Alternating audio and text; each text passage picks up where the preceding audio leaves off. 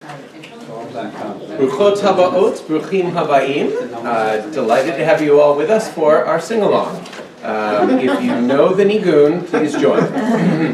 Ya na na na na na na, ya na na na na na, ya na na na na na na, ya na na na na na na, ya na na na na na, ya na na na na. Ya na na na na na, ya na na na na.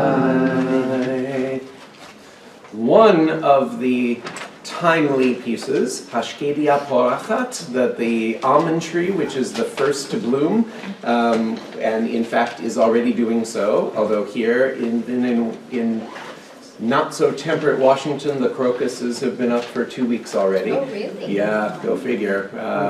Welcome to climate weirding, global weirding as we often call it. But Tu B'Shvat, of course, back in the old days when winter was winter, Tolstoy could say something about the endurance of a people that celebrates the return of trees and greenery in the middle of a Russian winter. But the Shkedia always would come out, and so that's the Tu B'Shvat Higia, Chag HaIlanot, well-known Israeli kids song. And of course, this very evening, if you saw the gorgeous full moon last night, it's right. We are at the full moon, the 15th of Shvat, and we're celebrating trees. But just like every day should be Earth Day, Jewishly, we're here because of the community relations agenda. We're here because of the urgency of the moment, the fierce urgency of now, as it applies to the climate crisis, and we are thrilled that you are all here.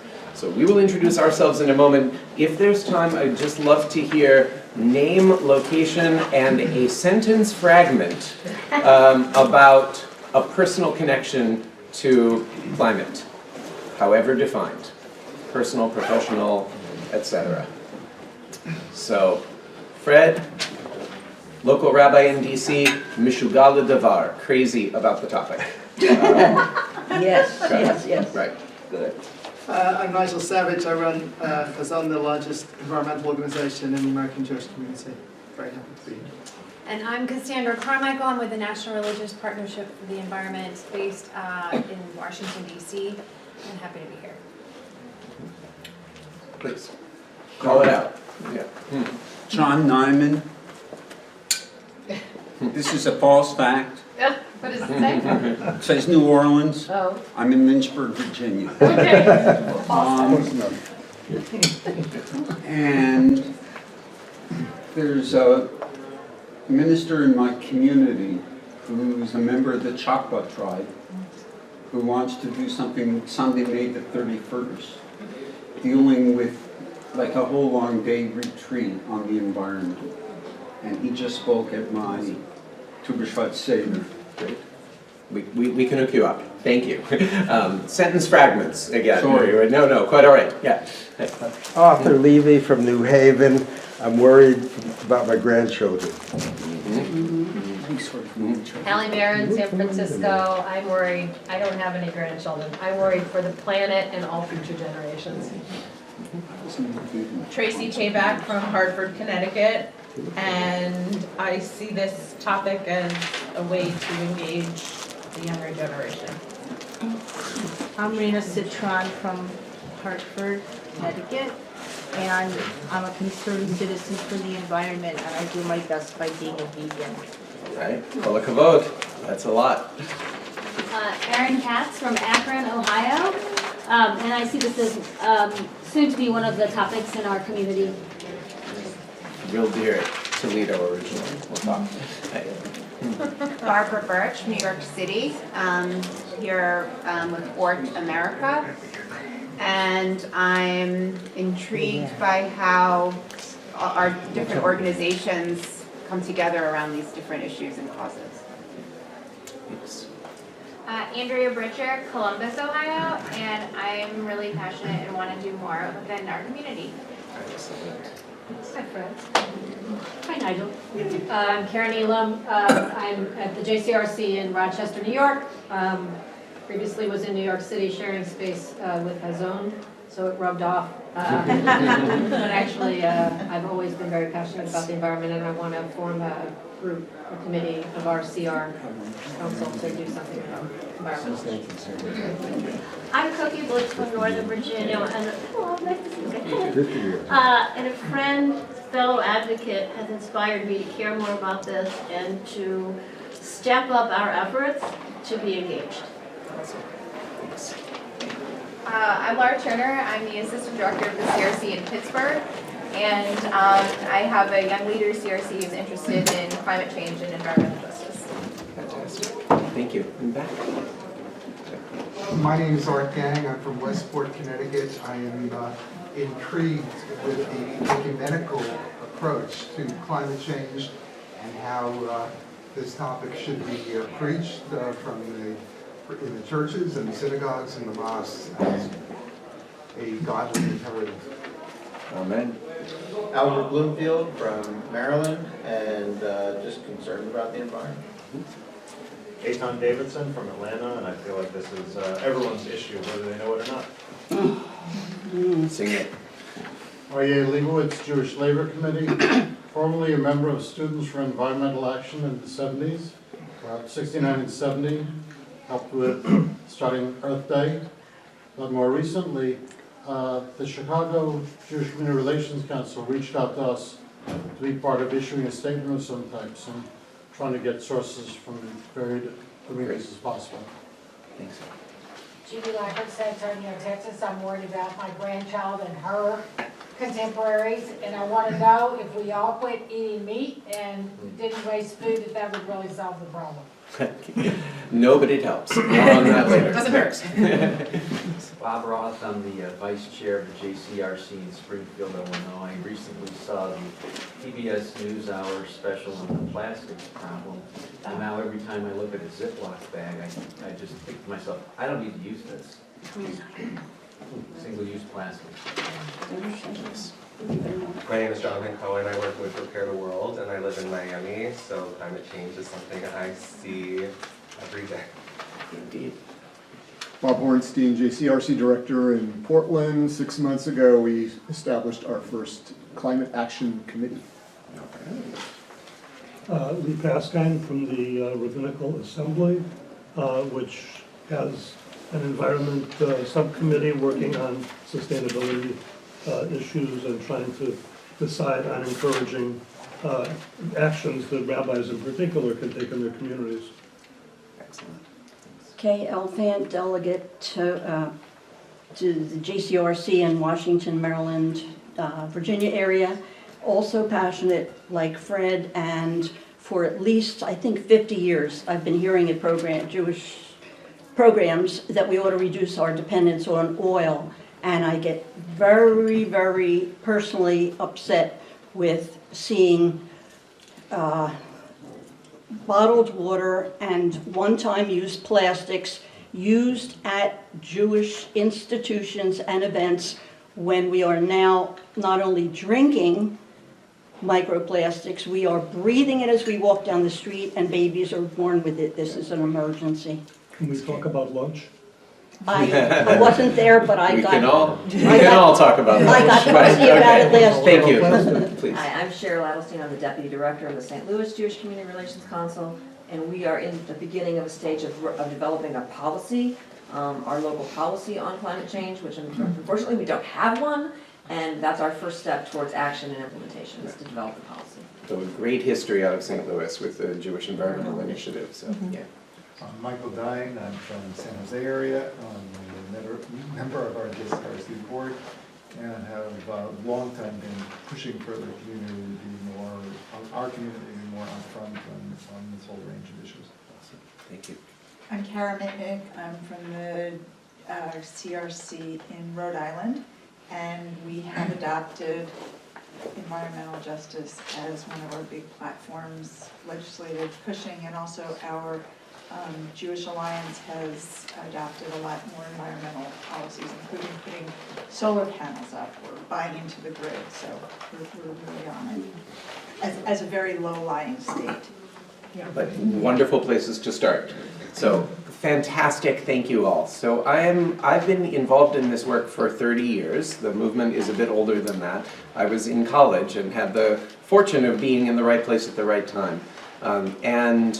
Echoing some of what you said about kind of Jewish relevance, there's a story that I haven't told in years, but I go far enough back with these three that they may have heard it, but literally years. I did a walk across the country in 1990 for environmental ed, and early on did a Shabbaton at UC Santa Barbara with my contemporaries. I was 20 at the time, and after giving a very halting amateur version of this, a young woman about my age came up to me and said, I don't want to make a big deal or anything, but a friend kind of dragged me because they knew I'm involved in green stuff on campus. I haven't done anything Jewish since my bat mitzvah, but what you said kind of gives me a reason to stay connected, and thank you, and walked away. So I just want to speak to, right, and of course that's been echoed for the decades that I've been doing it. We've all heard versions of this, and we can speak to it from other faith community formations as well. My stump speech is usually that there's 4 big reasons to be involved, and community relations field is one, because those alliances are vital, and this is an issue that is of absolute central importance to many of the communities that we're looking to ally ourselves with. The consciousness about this is highest within the Catholic community among Latino Catholics. There's incredible bridges with the African American community around environmental racism and environmental justice. You're going to hear more about all of these things. There's the Jewish continuity piece, and there's the fact that rising seas don't discriminate and don't ask, is it a Jewish neighborhood or not? We're all in it together. And finally, the Torah basis, that there's so much in our tradition that compels us. So as not to take too much time with that, but to give you something with a minimum of tree on Erev Tu B'Shvat. Here in microscript are some of the Jewish texts and values that might inform that on page 1. On page 2, some notes on Musar, and the idea of carbon calculation, and then a very quick alphabet soup of some of the Jewish and environmental organizations that you can partner with. And you'll notice that conveniently the bottom will be annoying in your bag unless you fold and rip and write your name and check boxes, and we will try to help hook you up thereafter. Where are those forms? Oh, sorry, they were on the table, so anyone who didn't get on the way in, I could ask a volunteer to just grab a few. Thank you very much. So the organizational summaries are in front of you, the names are here, but the Torah, the wisdom of these 3 is absolutely incredible. And we haven't yet done rock, paper, scissors to talk about order. I'm still getting settled. There you go. Okay, so we are honored to start with Cassandra Carmichael of the National Religious Partnership for the Environment, which was founded in the early 90s and brings together leadership level bodies, Jewish, Catholic, Protestant, and Evangelical, Coalition on the Environment and Jewish Life, which I chair, which is a project of the JCPA, is the Jewish core pillar along with our cousins. Yeah, so thank you, and I guess it's officially the afternoon. So good afternoon. Delighted to be here. I've been doing this work quite a number of years, same as Fred, and I was intrigued by the questions that he posed for us to answer. So the first question was, why does this work matter? And it was interesting to hear, as you went around the room, some people mentioned grandchildren, some people mentioned children, next generation, talked about some of the work that you were trying to do personally in your own life. And I forget who, there was someone in the back that said something that really made me think that why this work matters isn't necessarily because we're in crisis. This work would matter regardless of the state of the world. This work matters because it comes from a place of faith. Living sustainably and living in right relationship with God's creation is what, in my tradition, we call, I'm Protestant, we're called to do. God requests that of us, almost demands that. So in order for us to be in right relationship with our Creator, we also have to be in right relationship with the creation and each other. So I would argue that this work matters because our faith propels us to do this work. Our faith propels us to treat one another in ways that we have been asked to by God, and also propelled us to be in not just right relationship with each other, but right relationship with creation. So in my view, that's why this work is really important. It's core to our spirituality, core to our faith. So as Fred said, NRPE is this very interesting collection. It's an alliance. It's not a coalition. There's no common denominator where everyone has to agree on everything. Of these 4 different faith, Fred calls them pillars or traditions. So it's the Jewish community coming together with the evangelical community, coming together with the Catholic community, coming together with the Protestant community. We can already see where there's some tension there, right? And I have been doing presentations and meeting with policymakers, and I almost always say, we do not agree on everything. And usually people have this nervous little chuckle, which is absolutely true.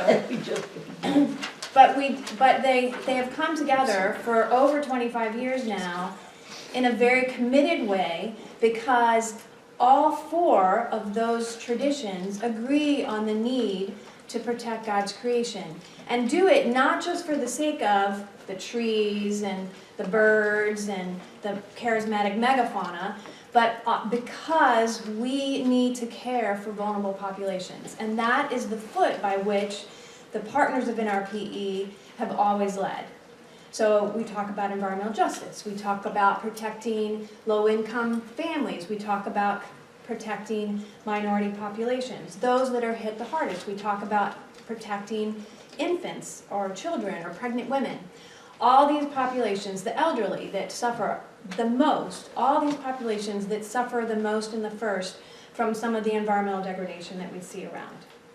So NRPE, besides bringing together everyone and trying to collectively walk together, one of the things that I think that's very interesting about NRPE is they always say, I did not create this phrase, we walk together separately. So there is not a common message that's going to come from the Catholics and the Presbyterians. But that doesn't matter, because we're all rowing, metaphorically, the boat of sustainability in the same direction. But we're allowing each of the religious traditions and the voices to be unique and authentic in their own way. And I feel like that's very powerful and important, because as you come to the table, if you're in a family, I think about often this work metaphorically as coming together as a family, I don't ask the folks that sit in my family at the table to not be who they are. And I don't ask us to all be the same body, right? The same individual. So bringing the religious voice, NRPE is, one of the things that it's really trying to do is bring forth the religious voice to the public square. Sometimes that's to policymakers, sometimes that's in an ecumenical setting or a multi-faith setting. And the things that the NRPE has been working on has been public policy, making sure that we're holding elected officials accountable, pushing them where they need to be pushed, and almost all of them, maybe 100% of them, need to be pushed on these issues. But also helping congregations for the past several decades figure out ways that they can be more sustainable, whether that's looking at energy efficiency in their buildings or doing tree plantings. So that's sort of in a nutshell. Then the last question that Fred asked were tangible steps that attendees can take. And I know that Nigel, Joelle are going to talk a little bit about this.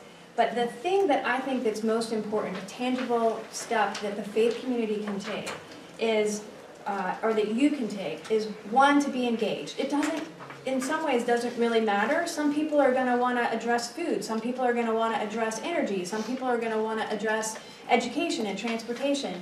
But be engaged and be informed and push yourself beyond that which you have dedicated yourself to. So you're gonna have to take a little bit more of a step in the engagement process than you had originally planned in order for us to really get over the hump of the crisis that we now face. The other thing that I think that, the last thing that I think is really important that I often see not done in the secular environmental world is they have basically given up hope. I have had so many environmental, professional environmentalists come to some of our events. There might be worship events.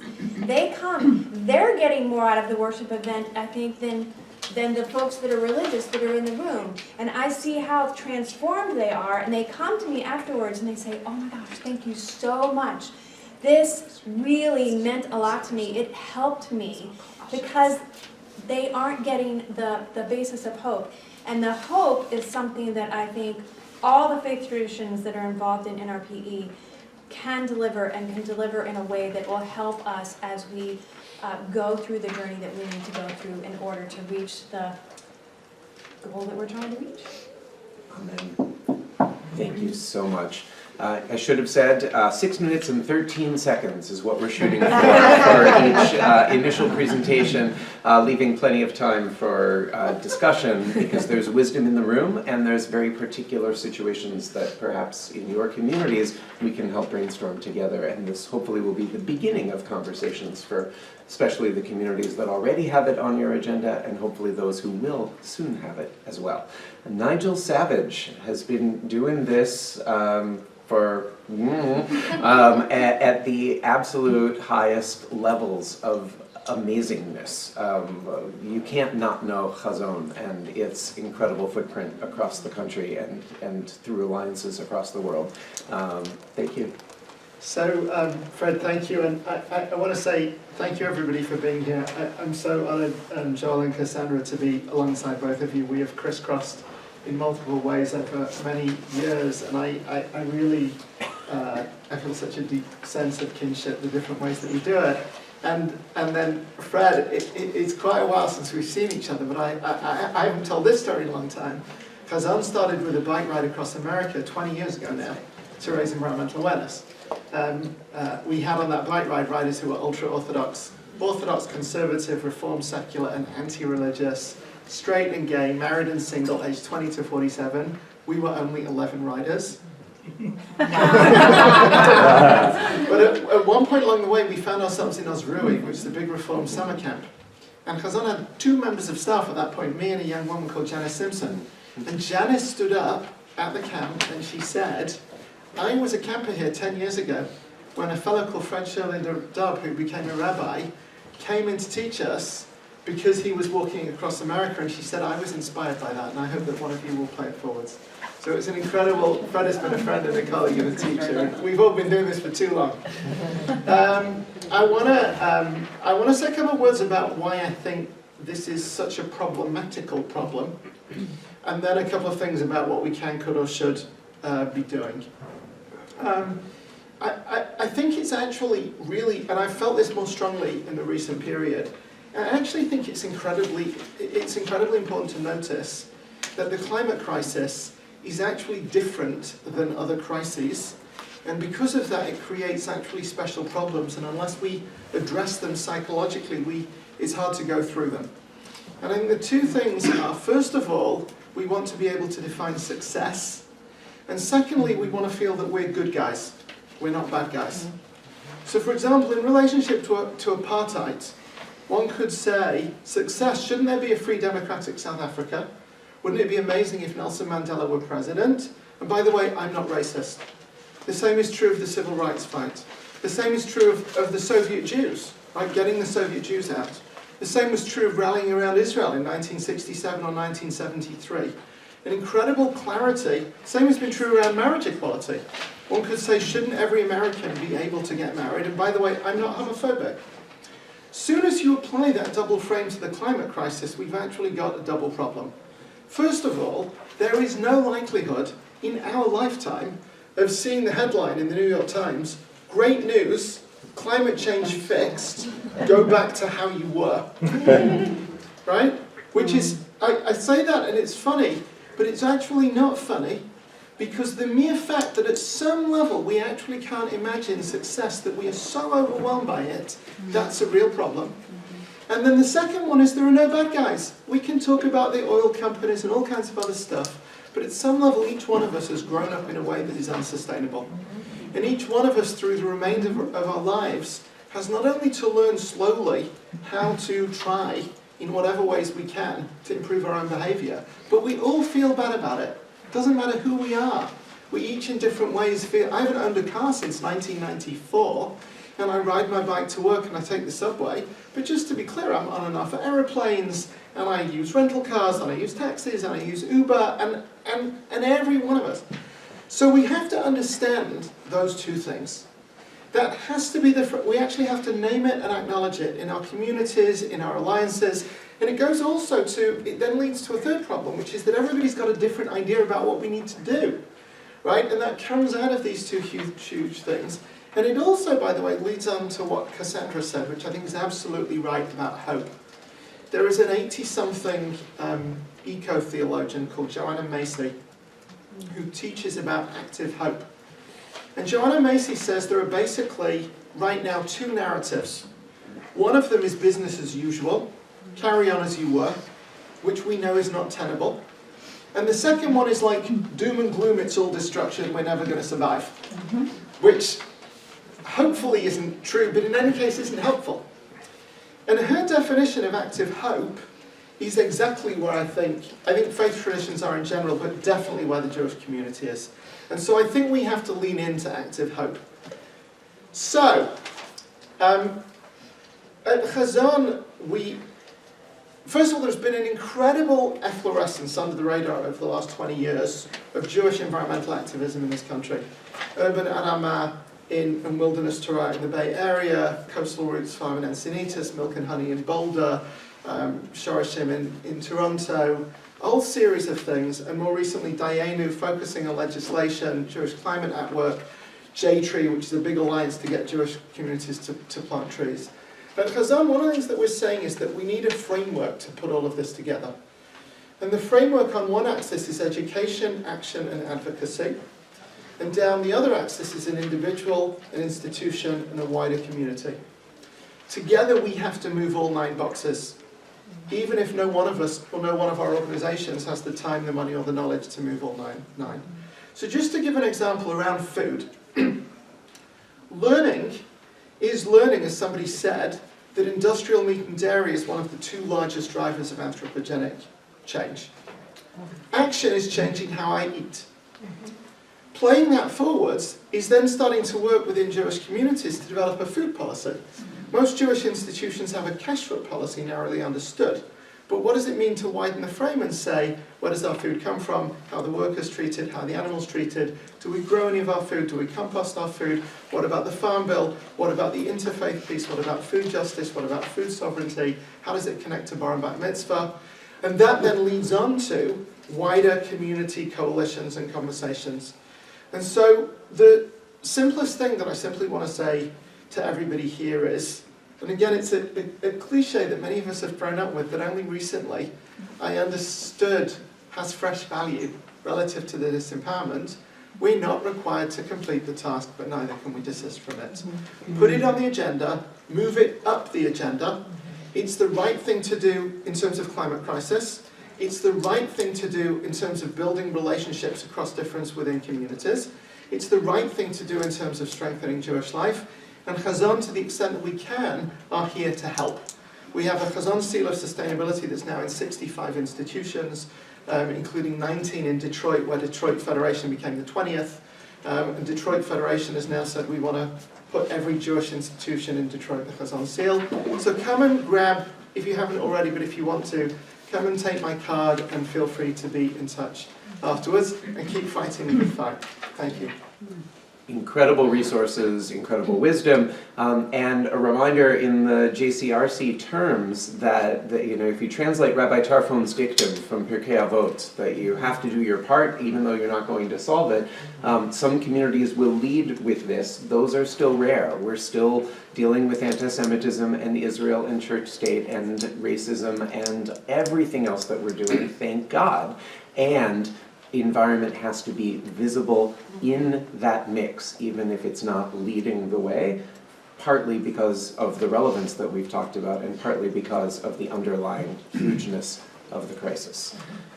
So multiple interfaith angles, but JOEL is at the intersection of Jewish engagement personally, and the background that led her to this work, as well as not only the leader of the 4+ sometimes staff of the regional IPL, but one of the leading lights in the national scene as well of interfaith power and lit. Thanks. I'm sorry I arrived at Jewish Standard Time. Apologies. So yeah, I do this work in an interfaith way, but I'm here and doing climate work because I'm Jewish. It's a particular pleasure to talk to you all. It means a lot to me that there's a session with this title at the JCPA plenum this year. And I do this work as someone for whom I don't think Jewish tradition actually anticipated a world in which people would be the driving force behind our climate. You know, I grew up celebrating Tu B'Shvat, and was taught that that comes along in the Hebrew calendar about the time that the almond blossoms blossom in Israel, and now our first blossom times throughout the Northern Hemisphere are several weeks earlier than they were, and so we are kind of unmoored from our tradition by this crisis. But I also get guidance and inspiration in my work from the Jewish tradition, and namely, and some of the texts that support this have come to me by sheets that Rabbi Fred assembled, but a fierce spirit of intervention on behalf of life, even in uncertain situations, I feel is the most important teaching I get from the Jewish tradition that guides me to be a climate activist. But I do this work, as you heard, as the director of Interfaith Power and Light, which is the affiliate serving the DC metro area of the state of Maryland. But we are one of 36 affiliates of Interfaith Power and Light, engaging congregations in especially state-level climate advocacy around the country. And first I wanted to do a quick quiz because I'm curious. So I'm going to ask 2 questions and then we'll do hands up for each one. So the first question is, do you come from a Jewish community where some of those Jewish communities are doing some kind of green initiatives of any kind? Of which you're aware. Yes. Okay, great. Okay, second question. How many of you come from Jewish communities where the JCRC that serves your Jewish community has advocated for environmental legislative policy in the last 3 years? Okay. So for anyone who doesn't have a good view of the room, it was like 80% folks are coming from Jewish communities where green initiatives are happening, and Jews feel called to take some kind of do some kind of green work, and feel themselves to be Jewish environmentalists in some way. And yet, the JCRC's legislative agendas, except for 2 or 3 exceptions, do not yet reflect that work. So here's my most important thing that I want you all to take home. There are really important, meaningful, exciting state-level climate advocacy campaigns going on wherever you come from. It is the place where some of the most exciting climate policy advances are happening around the country right now. And I myself have been part of exciting legislative victories in Maryland, in the DC Council, and now we're going to pass some bills in Virginia this year. It's like amazing. It's amazing. So just know that it is not because any of you come from states where there's not meaningful, exciting state-level climate advocacy happening, and that I guarantee that the Jewish communities you're coming from, there would be people who would be excited to do that work as Jews, and that they would strengthen and elevate the movements that they might join. So I won't take time for everyone to process exactly why there's that disconnect.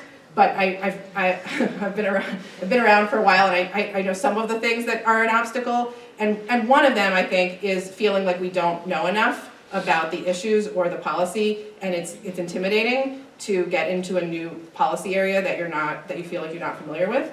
And my experience is that of all the faith groups I work with, my own people are particularly detail-oriented people, and we really have trouble signing on we haven't read all of the fine print, and that there's a real need when we get involved in a campaign to feel like we fully understand everything about it before being in covenant about it. So the one thing that I found can be a helpful way to smooth that process is to build trust with partners over time. So that the campaign this year for offshore wind power, as we had in Maryland, is not the first time you've worked with these colleagues, because last year you worked together on a different environmental bill.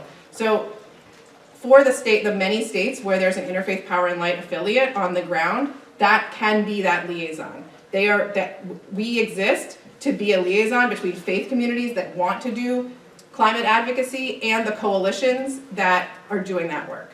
And we can help smooth, and you can, even though it still might take some trust building and kicking the tires and asking questions, if we work together this year during this legislative session, then when we come back next year, we'll be coming from a place of existing relationship. And it'll make it a little smoother to build those partnerships over time, especially if there's more and more trust among those. And then it also smooths the way because Interfaith Power and Light affiliates staff, at least I take a lot of conference calls on coalitions, legislative coalitions, to understand the strategy and who are the targets and when is our hearing and all that stuff. And you can benefit, if we know that, the BJC, for example, which is one of our local JCRCs, is interested in advocating on a particular bill, we can call them to action in the moment when that's going to be strategic by being in relationship and knowing they have an interest. I don't have to tell any of you about the value of Jews doing advocacy as Jews. That's why you exist, because of that value. I want to say a couple things about some distinctive values of doing climate advocacy as Jews. One is that this issue has become incredibly and unnecessarily politicized and is often associated, people think, oh, if you are taking action on climate or believe in climate science even, that must mean that you have a particular political identity. Faith groups like Jewish Community can cut through that and just say, no, we care about right and wrong, we care about the consequences of our actions on other people.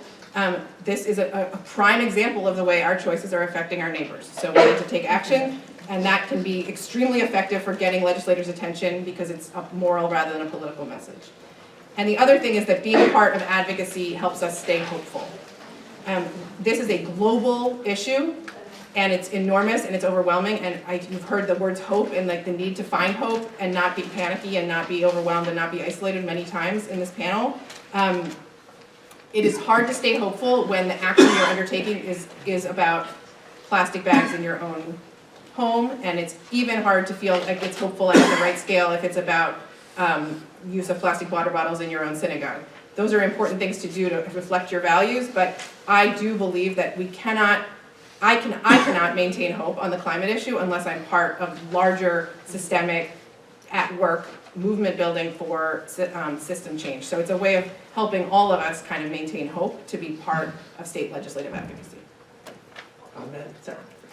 No, that was awesome, and thank you for ending in the place of hope. And a reminder of Nigel's 9-quadrant model that is so helpful. Should we think about meat consumption in synagogues or the disposability of lunch? Yes. Should we think about whether we should travel to conferences or as often to Israel if we can't camp out there for a month and brook all of those emissions? Yes. Should we be working in advocacy on state, federal, etc.? Yes, right? Every piece of that is necessary. None is sufficient.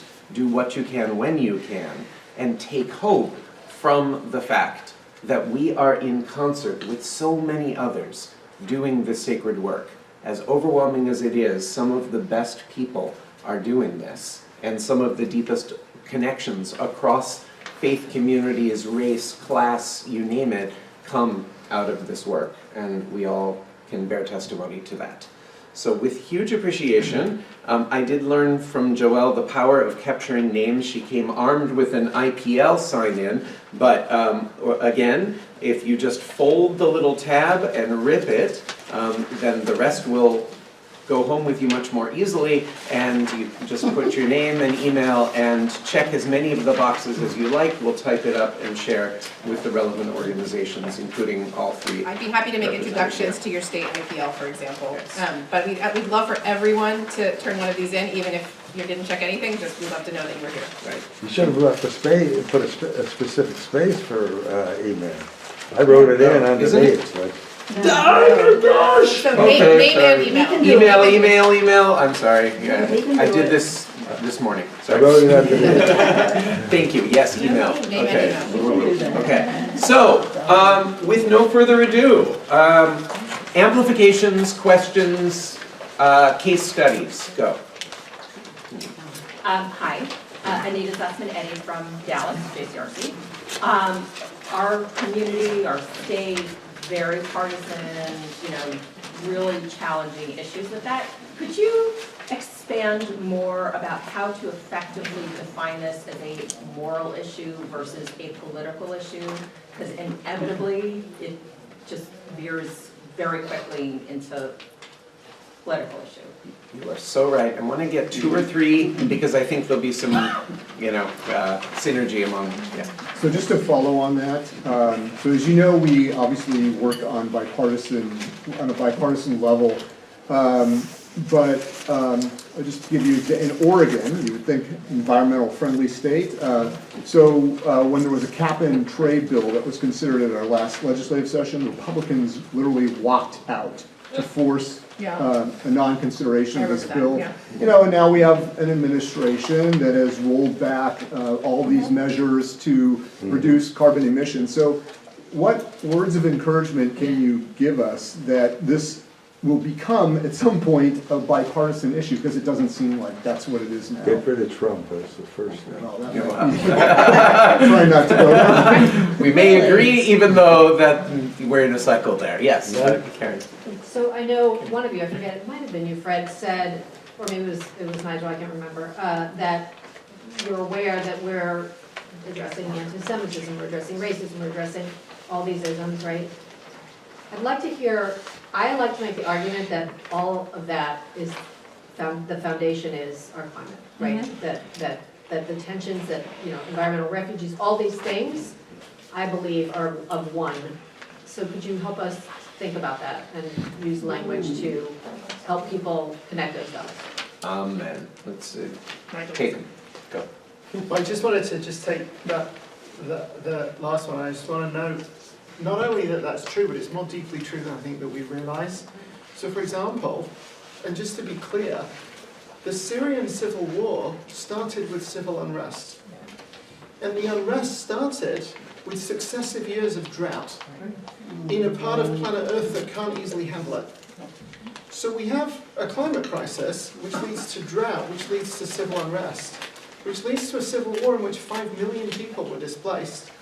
And of those 5 million, 1 million ended up in Europe, and in retrospect we saw partially provoked a populist backlash, and led to Orban in Hungary, and Le Pen in France, and Brexit, arguably in Britain, and so on. And so I on the one hand, it's like really true, and I think it's absolutely legitimate to say in any context, the climate crisis stands, as it were, underneath and before everything else, and it's not either or, it's both and. And that within all of our communities, there are a whole series of things that people in this room are working on that are not directly to do with the climate crisis, that need to proceed, should proceed, will proceed. But I think it's really necessary, and exactly as both Cassandra and Joel said, in quite explicitly Jewish terms, to say, this is a planetary issue, it's doing damage at every level, and we cannot be a Jewish community, we cannot have the values that we have without standing up on this stuff in public.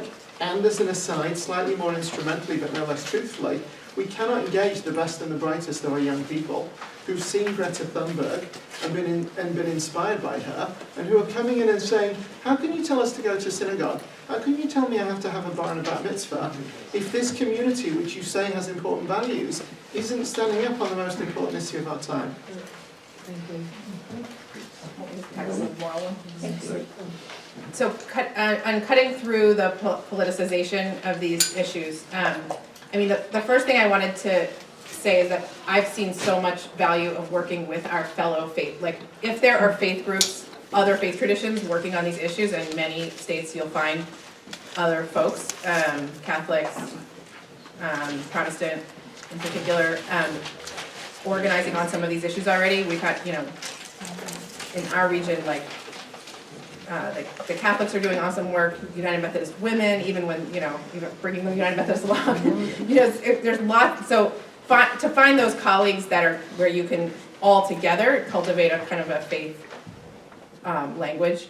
I think the other thing is to know that we don't have to use the same words that are, even if we're coordinating behind the scenes with secular environmental coalitions, we may be like walking, it's the same thing you said, walking separately to get whatever, walking together separately. Walking together separately, we can coordinate behind the scenes and understand the targeting and strategic work around a legislative effort with our secular colleagues, but when we show up in that hearing, we can use totally different language. We can be fully ourselves. We can say we're here because, I've had people pastors show up at EPA hearings on mercury regulations and say, I don't know about you, but I'm supposed to be building the kingdom of God.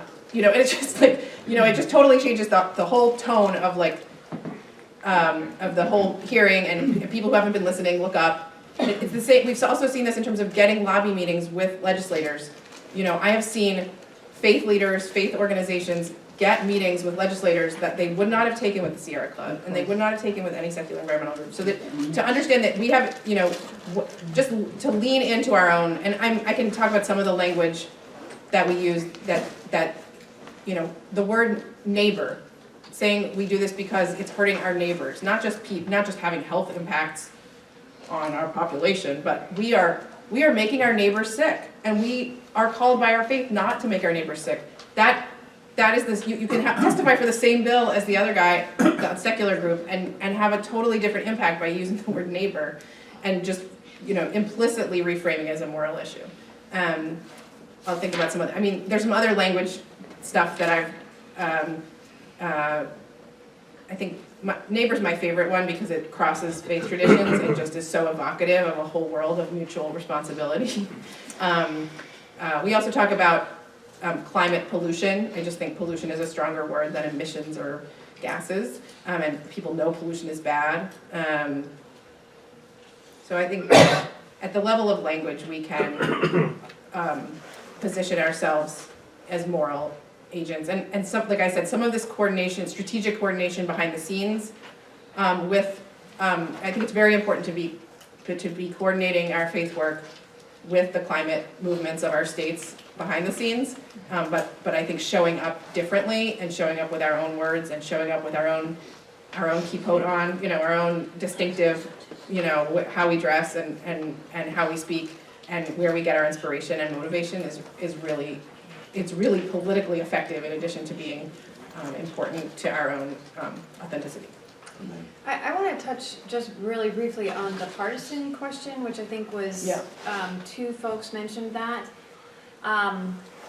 My major in college back in the day was advertising. So I think it's important to know that what is spoken externally sometimes, the message that is given, is not necessarily indicative of what's happening behind the scenes. And I know for a fact that there are many Republican members of Congress that are interested in addressing climate change and believe that it's important to do. They're just not quite at the place where they can be out in front. So you said, I think you made some comment about some blockage of an individual that's preventing us. I firmly believe in, one, that times will change because they have to. We can only have 4 more years plus of this. But then the other thing is that if we look at just having this be a partisan solution, it will never, ever work. And I know that there are people in the environmental community that disagree with me and believe that if we just switch everything to one party, then our problems will all be solved. And that is not true. And there are folks in the religious community, as Joelle was talking about, that use a different language, in particular the evangelicals and the Catholics, that are talking to these Republican members of Congress behind the scenes and using language, pro-life language, conservative Christian language that is resonating quite strongly with these members. So I leave every day with hope that this is going to change the tide eventually. Yeah, I just want to amplify that our connection with the Evangelical Environmental Network through NRPE and Joel and IPL works closely as well, constantly reminding us of that, but also whatever is lost because we can't always do coalitional things using the language that we like is more than gained by having those backdoor channels. And if change is going to come, and it's going to come from the center, driven in part by the groups like us that were out ahead. And we need to bend the arc of history, but we also need to make sure that the middle and the right are moving along commensurately. So, something I've learned from Dr. Catherine Hayhoe, who's like one of the masterful climate communicators and evangelical climate scientist, she says you can never ask people to become someone else. You can only ask them to become more fully who they are. And that, you know, if I go into any Jewish community of any denomination, I'm going to invite them to think about who they are and what their community's values are, and then lead them from that to like, well, what would it look like to live those values out with respect to the climate crisis? And that is also my assumption when I'm approaching any legislator of any political identity or anyone at all in any faith tradition, is that if we respectfully listen to what their values are, their actual current commitments, that we can connect who they already are to the need to take action on the climate crisis. We don't have to ask them to become somebody else. Amen. 7 more minutes. We're gonna. Yeah. Tell us her name again. Oh, Catherine, spelled with 2 A's. Katharine. Hayhoe. Hayhoe. Hayhoe. Hayhoe. And she has TED Talks, a ton of videos. She has videos called Global Weirding that are great, that are like 5 minutes long. She has a TED Talk about the importance of opening climate conversations, and she wants people to open those conversations with the question, why does climate change matter to you? And that's, I think, just flexing our muscles, being able to answer that question for ourselves and asking it of each other is a really important first step. Here, here. So 2 quick questions, 2 quick answers, and then 1 minute each to close. Okay, so this isn't a question, but I will not make a speech. On the question of moral language and how to, ways to talk about this issue, 2 of my colleagues who have been working on sustainability for a long time have just written a rabbinic responsum, a public statement which was accepted by our Committee on Jewish Law and Standards of the conservative movement. You can get it from the rabbinical.assembly.org website. Nita Beth Carden and her husband Avram Reisner. It's very powerful, and there's a lot of language in it which would certainly translate across to other religious traditions. It is fabulous. Yeah. It required reading. Yes, thank you. Great. And there was another. Well, in practical sense, I'm a co-chair of a JCRC, and I'd like to push this item.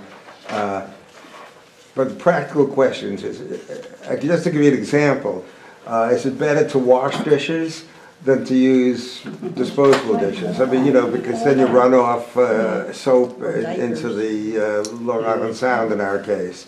Things like that. Is there information that I can come with to convince my synagogues? One of them does that already. Get rid of your plastic, get regular dishes, and wash them. I mean, that kind of question. Do we have? Tell me where I can get that information to convince people. Because if people will say, oh, you're going to do more harm than good. I've heard those arguments in other examples. So there was actually a study done, I don't know where it is, and the answer to your question is it depends. It depends on how you wash the dishes.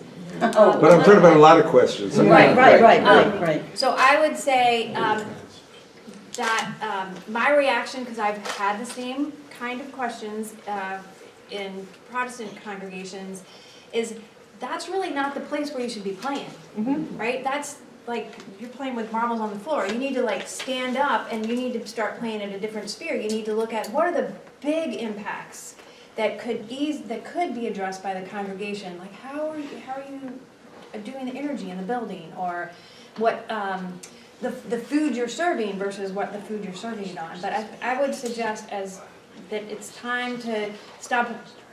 I'm not saying completely don't have that conversation, but that's sort of getting off on a side tangent, and let's start tackling some of the bigger issues that could be done. Well, we have to know, again, what are the bigger issues? Is it more important to put up solar panels? So I want to say a word, if I may. I just want to say that the Chazon Seal of Sustainability is intended not only partially to help answer this question, but truthfully to do jujitsu on it in the way that Cassandra said. In other words, the heart of the Chazon Seal is an institution essentially saying, for those of you who know what a LEED certification is, a LEED certification is retrospective. There is a checklist, and if you've done it all, you go check, check, check, we're a silver LEED building. The Chazon Seal is the opposite of that. It's prospective, and it's an institution making a forward commitment, in reality a multi-year commitment, and saying the piece of being a Jewish institution is striving to help create a more sustainable world for everybody. And that then involves taking a community actually on a learning process.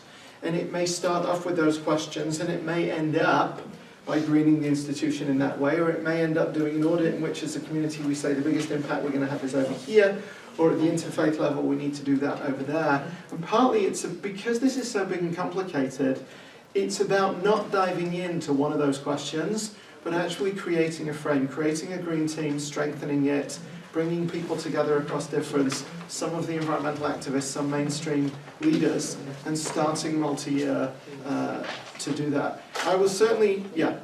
Well, and also you're saying you're coming from the state JCRC, like a JCRC exists to represent the Jewish community like in state advocacy, like state level advocacy. Like you're incredibly well positioned to say, it's silly to think we need to solve other pressing problems at the state level through policy, but somehow when we're talking about the environment and the only earth human beings have ever known, then we're gonna like stare at our navels and worry about whether we can recycle the pill bottles or what, it's just like we really need to think about systemic forming a movement and being compassionate with ourselves. We live in an economy that was built on fossil fuels, and existing in that economy right this minute in a way that doesn't harm the climate is extremely difficult. And it's fine to make those choices as a kind of spiritual intention, inclining our hearts towards being more intentional, but we have to join together and be part of a multi-faith movement in each of our states and around the country and around the world ultimately that's going to shift our whole system off of fossil fuels. So, it's great for a synagogue, for example, to choose renewable energy credits on their energy bill as part of their energy contract to direct some of your energy dollars to support wind. But if you pass a renewable portfolio standard for the whole state, it will purchase many more, orders of magnitude more of the same credits, and it will totally be a driver of clean energy at a totally different scale. So, I do appreciate people saying, what can we do? What's our role in this? But I hope you'll never answer that question without including the importance of joining together for policy advocacy. And that's sounding like an almost concluding statement. Amen to that. Any final 2 sentences?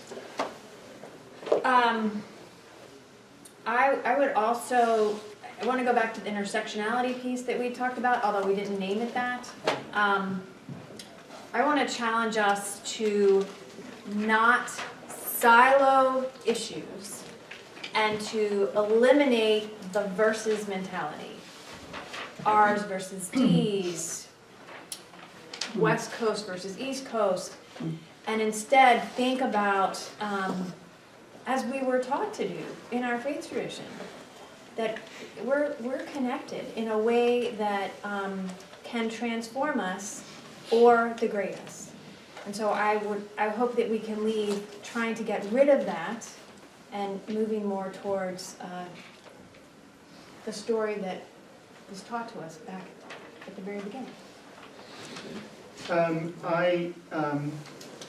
Just a couple of things. There is such an incredible opportunity here to reach out to build relationships. So for example, the Pope's encyclical, Laudato Si, you really genuinely should read if you haven't. It is totally readable. The Pope wrote an encyclical, you'll Google it, 3 years ago. It's essentially a statement to the world's Catholics about All why... people alive on earth. It is addressed to all people alive It's addressed to all people on earth, but it's very much within Catholic language. Why taking on the climate is a Catholic issue. It's absolutely legitimate to go to any Catholic leader in your community and say, will you come and speak to the Jewish community about Laudato Si? I talked this morning about Tu B'Shvat. Our Tu B'Shvat Seder in Detroit was either 2 years ago or 3 years ago. One of the person that we invited to be our guest speaker was a guy called Abdul El Sayed. He's a Rhodes Scholar, he's an MD doctor from Columbia, and he was at the time head of public health for the city of Detroit. And he agreed to come and speak at our Tu B'Shvat Seder, and then he phoned up 3 days before. The Tu B'Shvat Seder was on a Saturday night, and he phoned up and he said, I just want to let you know it's going to be in the paper tomorrow that I'm running for governor. He said, but I just want to let you know that I'm really looking forward to the Tu B'Shvat Seder, and don't read that and think I won't be there, I will be there. And